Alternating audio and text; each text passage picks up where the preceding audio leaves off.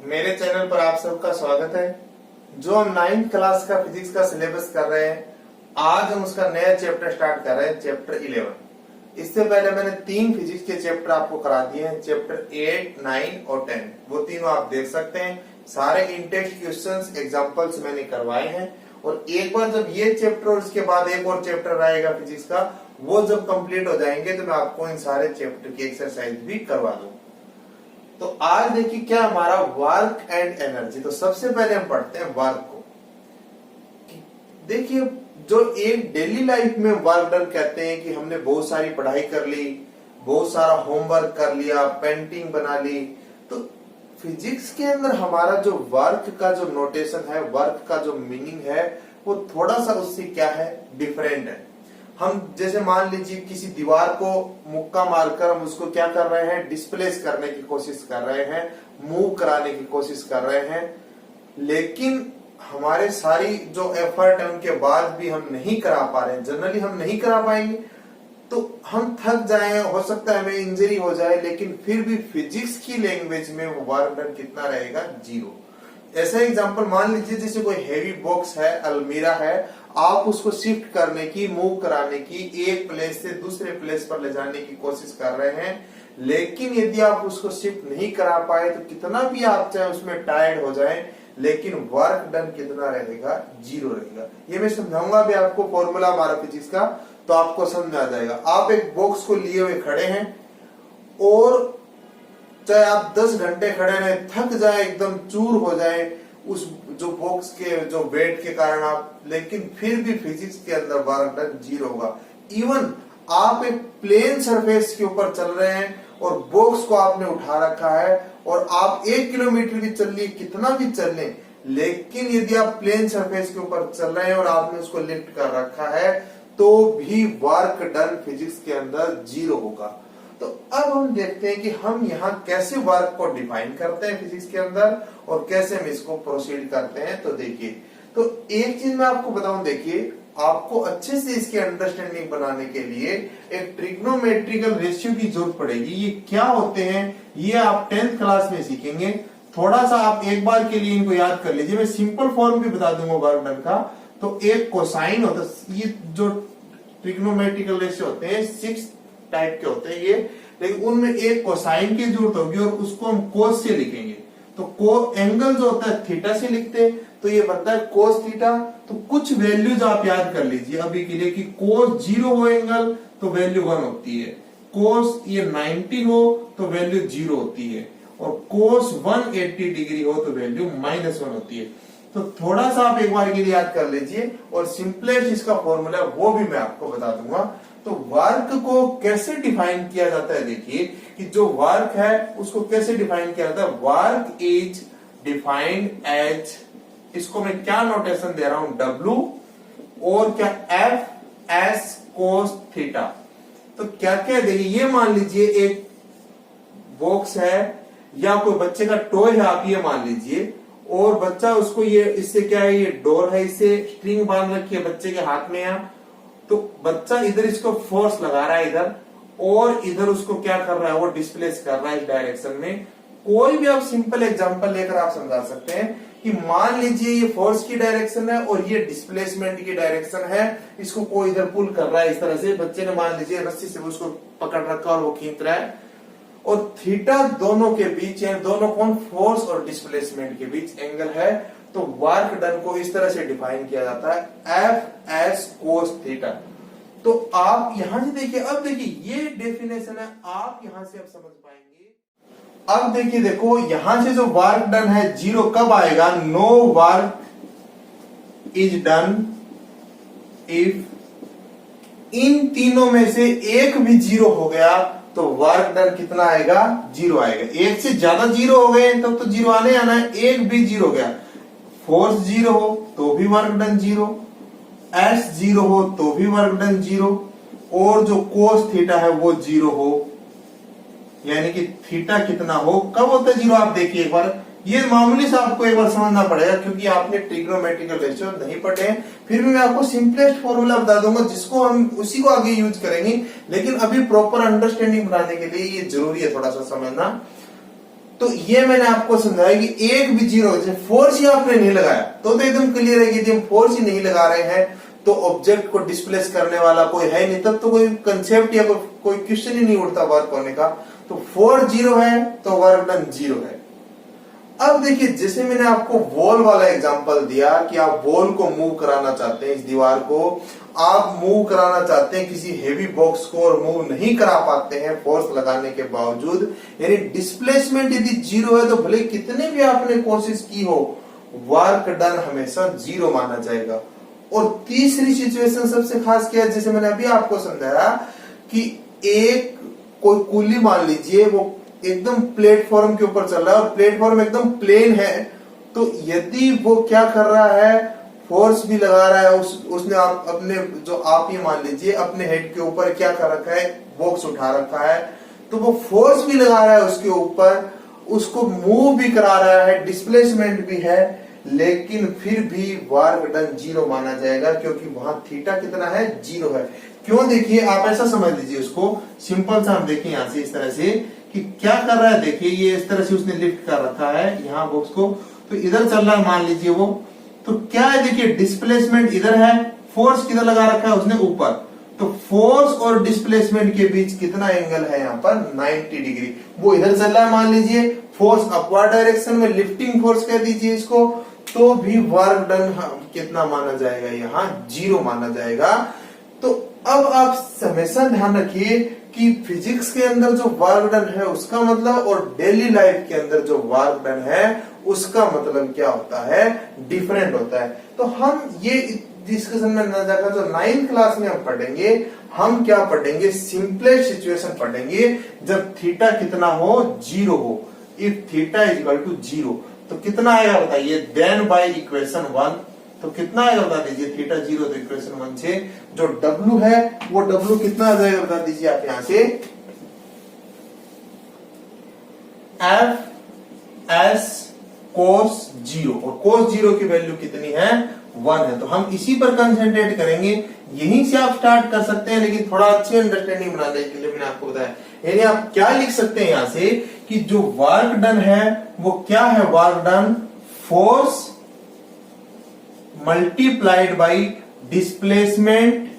कौन सा डिस्प्लेसमेंट, किस सिचुएशन में, जब थीटा जीरो था, और थीटा जीरो होने का मतलब क्या है कि फोर्स और डिस्प्लेसमेंट दोनों की डायरेक्शन सेम है। जैसे कोई ब्लॉक है, बुक है, आप इसको मूव कराना चाह रहे हैं, इधर ही तो फोर्स लगा रहे हैं, इधर ही डिस्प्लेसमेंट है, तो क्या मतलब हुआ थीटा जीरो होने का, force into displacement in the direction of force. तो इस फॉर्मूले को हम लेकर प्रोसीड करेंगे और इसी से पूरे चैप्टर में हम इसको काम में लेंगे। तो क्या बताया मैंने आपको कि जो वर्क है वो क्या हो गया, फोर्स मल्टीप्लाइड बाय डिस्प्लेसमेंट, और कौन सी डायरेक्शन में displacement, displacement in the direction of force, force की डायरेक्शन के अंदर डिस्प्लेसमेंट। तो ये हमारे डेफिनेशन है, इसी पर आप कंसेंट्रेट करेंगे। अब देखिए, देखो अब हम बताते हैं जो नई क्वांटिटी निकल कर आती है उसकी यूनिट, तो क्या यूनिट हो जाएगी बता दीजिए आप, इट्स एसआई यूनिट इज, या तो यूनिट इसकी क्या बनेगी, न्यूटन इंटू मीटर, फोर्स की न्यूटन और डिस्प्लेसमेंट की मीटर, और इसकी यूनिट क्या है, joule, which is written by, क्योंकि आप जानते हैं कि क्या लिखेंगे इसको, कैपिटल जैसे, क्योंकि जो साइंटिस्ट के नेम से यूनिट स्टार्ट होती है हम उसको कैपिटल लेटर से लिखते हैं। तो वर्क डन की जो यूनिट है आप हमेशा ध्यान रखेंगे, न्यूटन इंटू मीटर या जूल है इसकी यूनिट होती है। और जैसे ही कोई यूनिट निकल कर आती है उसके बाद क्या करते हैं, उस यूनिट को डिफाइन करते हैं। तो अब हम 1 जूल को डिफाइन कर रहे हैं, तो आप ये उतार सकते हैं,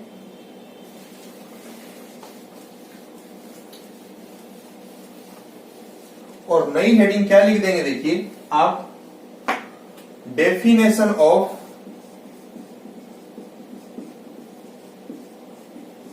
वन जूल, 1 जूल को डिफाइन करना है आपको। तो क्या आएगा बताइए, हमेशा ऐसे डिफाइन करते हैं, if F is equal to 1 newton and S is equal to 1 metre, then by equation 2 क्या आ जाएगा, देखिए फोर्स को भी 1 ले लिया न्यूटन और एस को 1 मीटर, तो क्या आ जाएगा, W इज इक्वल टू कितना आएगा, 1 इंटू 1 यानी कि 1 जूल। तो अब क्या कह सकते हैं बताइए, so if N object is displaced by 1 meter by applying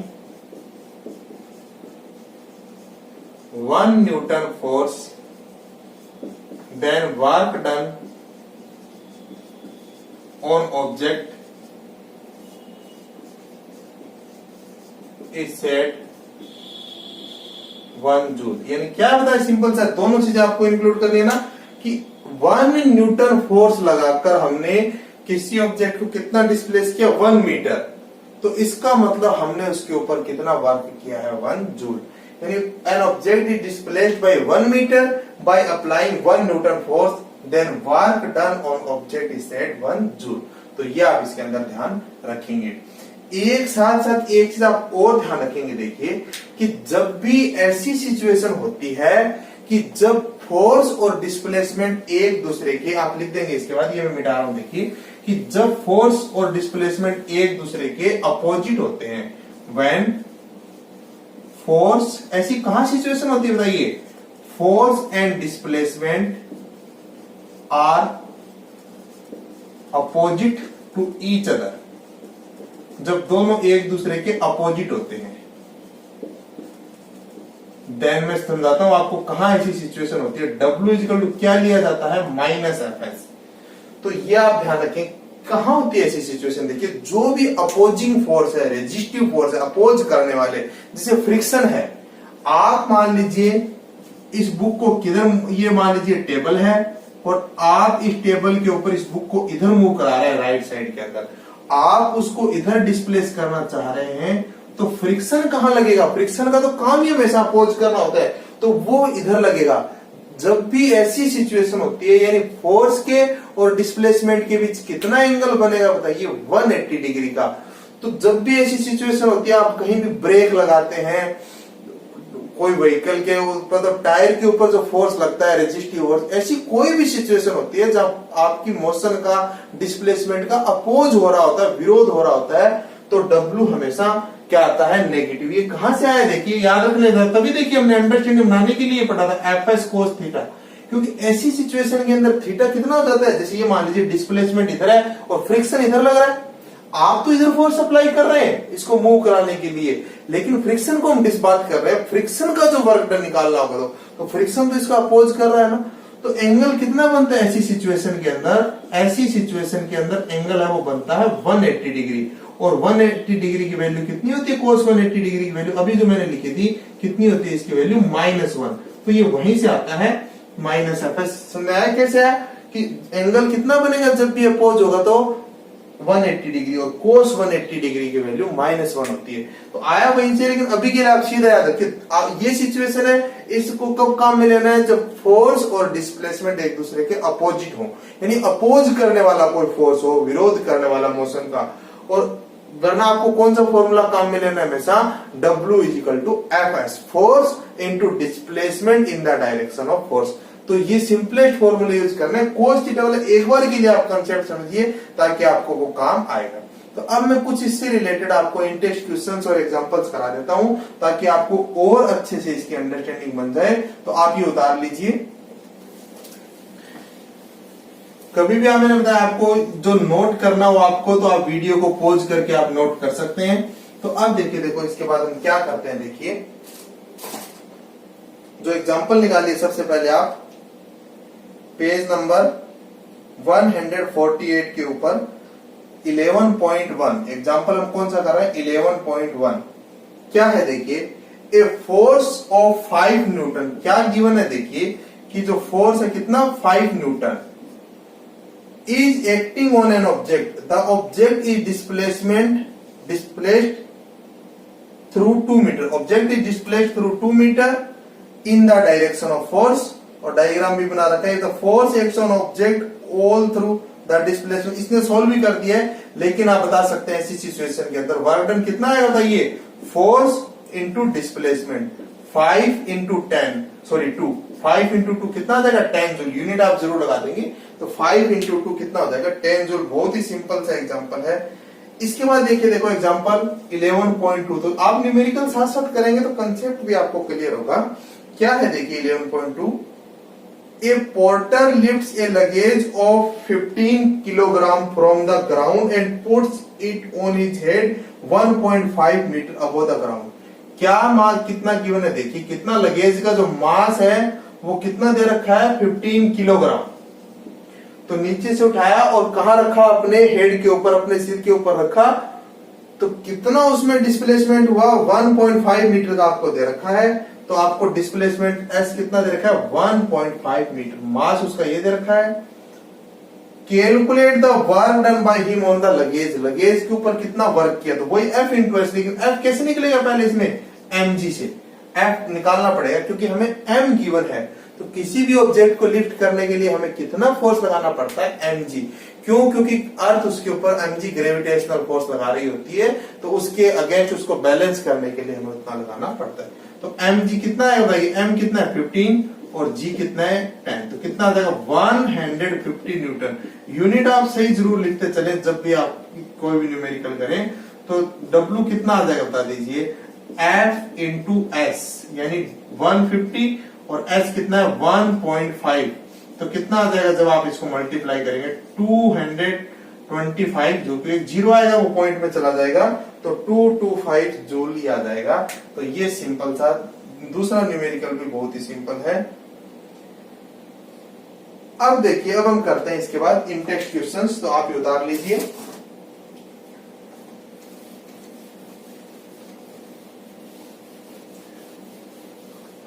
अब क्या है देखिए इन टेक्स्ट क्वेश्चंस के अंदर, इन टेक्स्ट क्वेश्चन पहले तो पेज नंबर,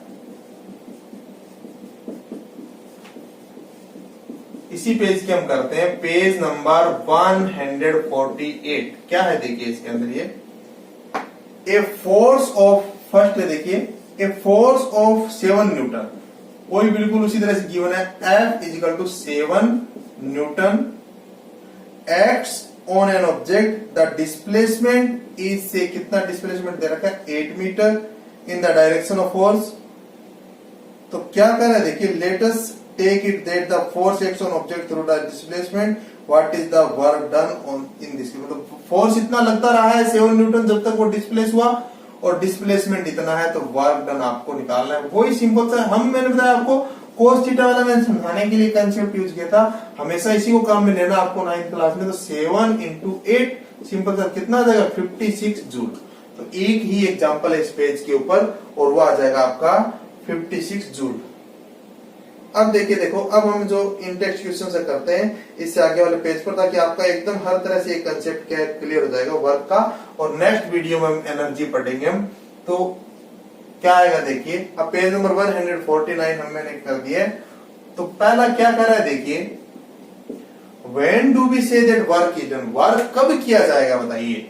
एक तो पहली बात क्या है, फोर्स लग रहा हो, और फोर्स लगने के साथ साथ क्या हो रहा हो, ऑब्जेक्ट डिस्प्लेस हो रहा हो फोर्स की डायरेक्शन के अंदर। तो क्या देखिए, ये भी मैंने समझाया आपको कि क्या है डब्ल्यू का, ये दोबारा लिखने की जरूरत नहीं है, क्या है ये फॉर्मूला है। तो फोर्स लग रहा हो और ऑब्जेक्ट का डिस्प्लेसमेंट हो रहा हो फोर्स की डायरेक्शन के अंदर, परपेंडिकुलर नहीं हो ये, है ना। तो आप इतना लिख देंगे तो सफिशिएंट है आपके अकॉर्डिंग, क्योंकि आपको इसी के अकॉर्डिंग लिखना है। अब इसी पर आप कंसंट्रेट कीजिए, force into displacement in the direction of force. तो क्या लिख देंगे आप, मैं समझाता हूं आपको, आप लिख दीजिए when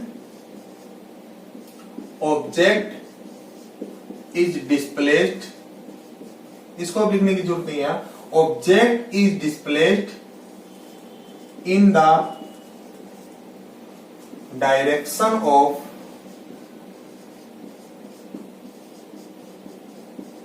applied force, then we say that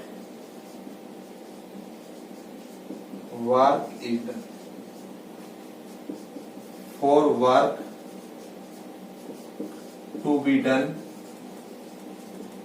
force and displacement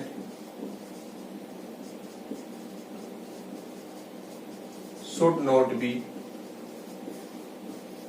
perpendicular, दोनों एक दूसरे के नहीं होने चाहिए, ये आप ध्यान रखेंगे। तो इसको आप इस तरह से समझा देंगे। अब देखिए, देखो क्या है दूसरा, आप थ्योरी पढ़ेंगे तो आपको देखिए न्यूमेरिकल अच्छे से समझ आएंगे, और जब न्यूमेरिकल कर रहे होंगे तो थ्योरी और आपकी स्ट्रॉन्ग होगी। दूसरा क्या करें, right an expression for the work done when a force is acting on an object in the direction of his displacement. तो ये तो हम कर रहे हैं, W = F × S, यही बताना है। Third, define 1 joule of work. तो ये मैंने आपको अभी कराया था डेफिनेशन ऑफ 1 जूल इसी वीडियो के अंदर, तो आप वहां से देख सकते हैं। और क्या देखिए, ए पेयर ऑफ बुलक्स, एक जब बुलक का पेयर है और क्या कर रहा है, exert a force of 140 Newton. तो क्या दे रखा है, देखिए जो खेत हल जोतने का काम कर रहे हैं, कितना फोर्स लगा रहे हैं उस प्लो के ऊपर, 140 Newton. The field being plot, कितने खेत में बीज डालने हैं जो, तो उनको, तो उसका कितना दे रखा है वो 15 metre. How much work is done in ploughing the length of the field, आपको क्या निकालना है, W। तो वही देखिए, वही फॉर्मूला बार बार हम यूज कर रहे हैं, F × S। तो क्या 140 × 15, तो कितना आ जाएगा ये 0, 60, कितना आ जाएगा ये 2100 जूल। तो ये सारा कंसेप्ट है देखिए, और इससे रिलेटेड जो इंटेक्स्ट क्वेश्चंस थे 148 पेज पर और फिर 149, वो मैंने सारे करा दिए और एग्जांपल्स भी करा दिए। तो साथ साथ आप पढ़िए, और फिर भी आपको कोई डाउट रहता है कि वर्क के कंसेप्ट में, तो आप कमेंट बॉक्स में लिख दीजिए, मैं एक्सप्लेन कर दूंगा। आज का वीडियो देखने के लिए आपका धन्यवाद, और अभी भी आपने मेरे चैनल को सब्सक्राइब नहीं किया है तो आप कर दीजिए, और बेल आइकन भी प्रेस कर दीजिए ताकि नए वीडियो का नोटिफिकेशन आपको तुरंत मिले।